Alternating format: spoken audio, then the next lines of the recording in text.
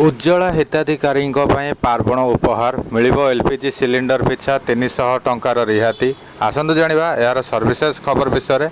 पार्वण ऋतुरे मोदी सरकार उज्ज्वला योजनार हिताधिकारी को एक बड़ उपहार देइचंदी।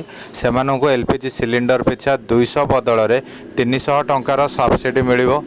केंद्र मंत्री अनुराग ठाकुर कैबिनेट बैठक में कहते जे वर्तमान प्रधानमंत्री उज्ज्वला योजना हिताधिकारी को दि जाउथबा 200 टंकार सब्सिडी को 300 टंका को वृद्धि करा जायछि।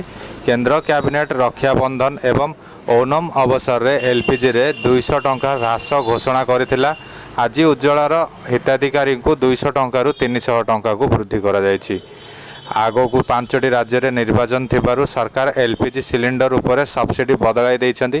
तेबे एहार सुविधा केवल उज्ज्वला हिताधिकारी को मिलिबो, किंतु उज्ज्वला योजनार सुफल पाउनथिबा साधारण मध्यवर्ती वर्ग एही सब्सिडीर कोनोसी लाभ पाइबे नाही।